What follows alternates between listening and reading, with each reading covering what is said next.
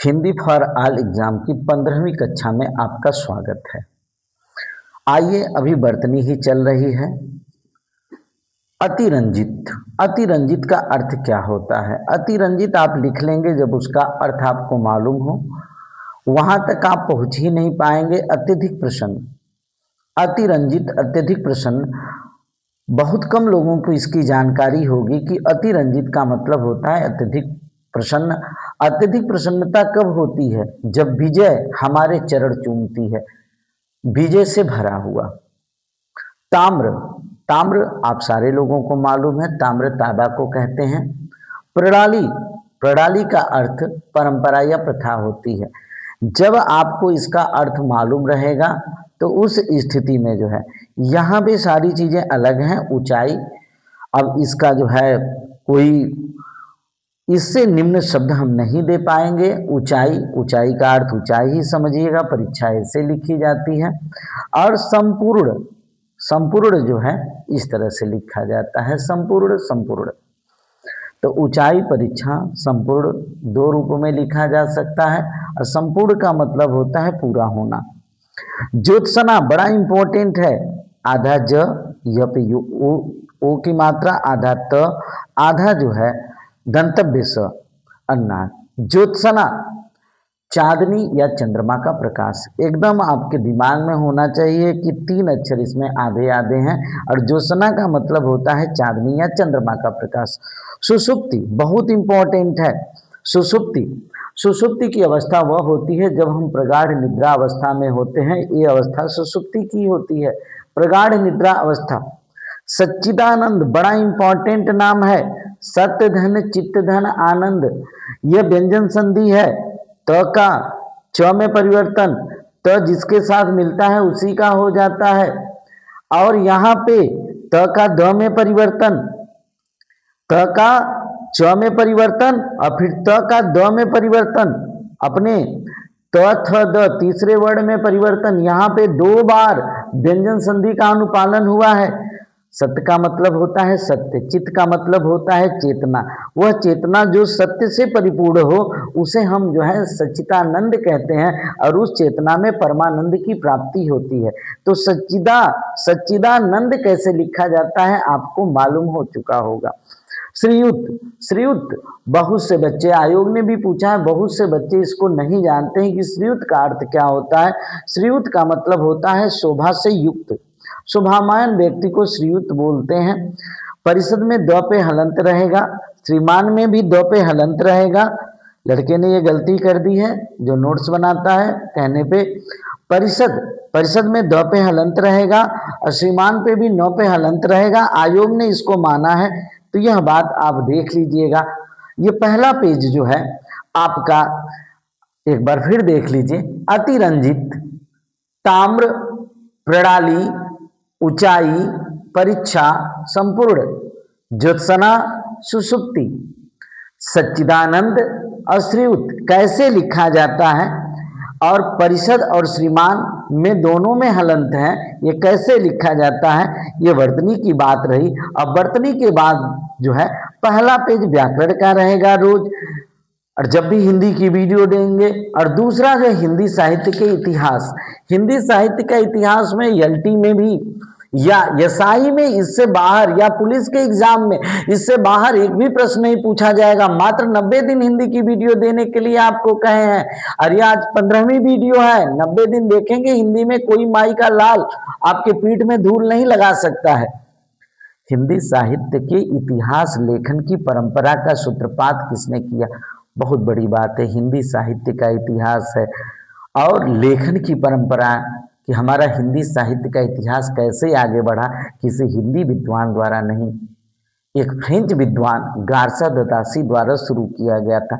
आप ही बताइए, हमारी हिंदी जिससे हमारे देश के लोग दूर जा रहे हैं, उस समय फ्रेंच विद्वान ने हिंदी को पढ़ा होगा, समझा होगा तब। और उस फ्रेंच विद्वान का क्या नाम था? गार्सा ददासी, जो हिंदी साहित्य के इतिहास लेखन की परंपरा का सबसे पहले सूत्रपात किया था। गार्सा ददासी की पुस्तक का क्या नाम था? क्योंकि फ्रेंच विद्वान था इसलिए फ्रेंच में ही नाम है। इस्त्वार द ला लिटरेट्यूर एंडुई ए हिंदुस्तानी। ये फ्रेंच भाषा में है। इस्त्वार, दल्ला, लिटरेट्यूर, एंडोई, ये हिंदुस्तानी, यह जो फ्रेंच भाषा के सारे शब्द हैं। इसलिए गारसा तदासी की पुस्तक का नाम भी आपको याद हो चुका होगा, नहीं है तो आप नोट्स जो है, अगर आपको जो नहीं आता है ना उसका नोट्स बना लीजिए। हिंदी साहित्य के इतिहास के काल विभाजन का सर्वप्रथम प्रयास किसने किया था, किसके द्वारा किया गया था? सर्वप्रथम प्रयास किया गया था, सर्वप्रथम प्रयास किसके द्वारा किया गया था? बहुत इंपॉर्टेंट है। यह प्रयास भी किसी भारतीय के द्वारा नहीं, जॉर्ज ग्रियर्सन के द्वारा किया गया था। एक अंग्रेज के द्वारा किया गया था, जॉर्ज ग्रियर्सन। और जॉर्ज ग्रियर्सन की पुस्तक, ये पुस्तक का नाम पूरा अंग्रेजी में है, क्योंकि अंग्रेज विद्वान था इसलिए अंग्रेजी में पुस्तक, the modern vernacular literature of Hindustan, the modern vernacular literature of Hindustan. बच्चों के अंदर बड़ा कंफ्यूजन होता है। यहाँ के काल विभाजन का प्रयास जो है जॉर्ज ग्रियर्सन के द्वारा किया गया था, जबकि इतिहास लेखन की परंपरा की शुरुआत, इतिहास लेखन की परंपरा की सूत्रपात किसके द्वारा? गारसा तदासी के द्वारा शुरू किया गया था। इतिहास लेखन सर्वप्रथम जो है किसने शुरू किया? गारसा तदासी। और काल विभाजन का प्रयास किसने किया था? जॉर्ज ग्रियर्सन ने किया था। एकदम आपको बेटा याद हो जाना चाहिए। आगे चलते हैं। किस इतिहास लेखक ने अपने इतिहास ग्रंथ में लगभग 5000 कवियों का विवरण दिया? अरे बाप रे बाप, हिंदी इतिहास लेखक ने अपने इतिहास ग्रंथ में लगभग 5000 कवियों की बात अकेले जो है नहीं कोई कर सकता। हमारे घर में अगर शादी विवाह हो, निमंत्रण अगर देना होता है तो उस समय पूरा घर एकत्रित हो जाता है। कुछ लोग कुछ लोगों का नाम लेते हैं, कुछ लोग कुछ लोगों का नाम लेते हैं। तो 5000 कवियों का नाम अकेले किसी एक व्यक्ति ने नहीं, बल्कि तीनों मिश्र बंधुओं के द्वारा, मिश्र बंधु 3 भाई थे और तीनों के द्वारा 5000 कवियों को खोजा गया था, अकेले की बात नहीं है। मिश्र बंधु विनोद बहुत इंपॉर्टेंट, इनकी मिश्र बंधु का जो है, मिश्र भाइयों की पुस्तक का नाम मिश्र बंधु विनोद है नामक हिंदी साहित्य के इतिहास लेखकों के नाम बड़ा इंपॉर्टेंट है। ये नाम जो है सारे भगवान जी के नाम पे है। गणेश बिहारी मिश्र, गणेश से शुरुआती ही होती है। श्याम बिहारी मिश्र बहुत इंपॉर्टेंट है, और सुखदेव बिहारी मिश्र। ठीक है, तो गणेश, श्याम और सुखदेव बिहारी, तो गणेश, श्याम, सुखदेव आप याद कर लीजिएगा। इस प्रकार से यहाँ पे फिर एक बार देख लीजिए, हिंदी साहित्य इतिहास लेखन की परंपरा का सूत्रपात किसने किया? सबसे पहले सर्वप्रथम इतिहास लेखन की परंपरा का शुरुआत फ्रेंच विद्वान गारसा तदासी ने किया। गारसा तदासी की पुस्तक का क्या नाम था? इस्त्वार दाला लिटरेट्यूर एंडोई हिंदुस्तान। हिंदी साहित्य के इतिहास के काल विभाजन का सर्वप्रथम प्रयास, इतिहास लेखन नहीं, यहाँ काल विभाजन का प्रयास सर्वप्रथम जॉर्ज ग्रियर्सन के द्वारा किया गया। जॉर्ज ग्रियर्सन की पुस्तक का क्या नाम था? The modern vernacular literature of Hindustan. बहुत इंपॉर्टेंट है। किस इतिहास लेखक ने अपने इतिहास ग्रंथ में लगभग 5000 कवियों का विवरण दिया? तो भैया वो मिश्र बंधु का है। मिश्र बंधुओं की प्रसिद्ध पुस्तक का क्या नाम है? मिश्र बंधु विनोद। हिंदी साहित्य के इतिहास उन्होंने भी लिखा है। और वो मिश्र बंधु कौन कौन थे? आप कहेंगे गणेश, श्याम, सुखदेव। गणेश बिहारी मिश्र, श्याम बिहारी मिश्र, सुखदेव बिहारी मिश्र। तो इतना लिटरेचर आपको जानना पड़ेगा भाई। और लिटरेचर की कक्षा की शुरुआत हो चुकी है। अब मात्र 90 वीडियो में सारी चीजें जो है कंप्लीट हो जाएंगी। आते हैं टेस्ट पे चलते हैं। और टेस्ट में जो लोग अपने आप को बड़ा तेज समझते हैं, हमारी वीडियो की स्क्रीन से हट जाएंगे, हमारी आवाज को सुनेंगे और हमारे टेस्ट में पूछे गए प्रश्नों का उत्तर देंगे। मेरा पहला प्रश्न है, कंठ से उच्चारित होने वाले वर्ड कौन कौन से हैं? इसका आंसर है अकुह विसर्जनीय नाम कंठ। ठीक है, अकुह विसर्जनीय नाम कंठ, यह सूत्र है। और इसी सूत्र में इतने ही वर्णों का उच्चारण कंठ से होता है। अ, आ, कु का मतलब क ख ग घ अंग, क ख ग घ अंग, ह, कु का मतलब क ख ग घ अंग, ह, अविसर्ग। इनका उच्चारण 2 5 2 7 2 9, 9 चीजों का ही उच्चारण, 9 वर्णों का ही उच्चारण कंठ से होता है। आप याद कर लीजिएगा। आगे जो लोग टेस्ट देना चाहते हैं, उच्चारण में लगने वाले समय के आधार पे व्यंजन वर्ड किस श्रेणी में आते हैं? बड़ा इंपॉर्टेंट है व्यंजन वर्ड। अरे भैया क को ही अगर व्यंजन के रूप में देखा जाए, बिना स्वरों के तो व्यंजन बोले ही नहीं जाएंगे। तो क इस तरह से बना, ये व्यंजन है और व्यंजन में स्वर अ मिल गया तो क पूरा हो गया। तो ये क्या है, अर्धमात्रिक है। क पे हलंत का मतलब अर्धमात्रिक। तो उच्चारण में लगने वाले समय के आधार पर व्यंजन वर्ण किस श्रेणी में आते हैं, अर्धमात्रिक। मैं आपसे पूछ रहा हूं, जो लोग अपने आप को अच्छा समझते हैं मेरे प्रश्न का उत्तर दें, स्क्रीन से हटकर आवाज सुनकर।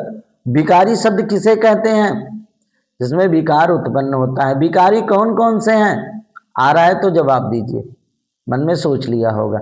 संज्ञा, सर्वनाम, विशेषण, क्रिया, इन 4 चीजों में विकार होता है, जिसको हम अंग्रेजी में कहते हैं नाउन, प्रोनाउन, एडजेक्टिव, वर्ब। इनमें विकार होता है।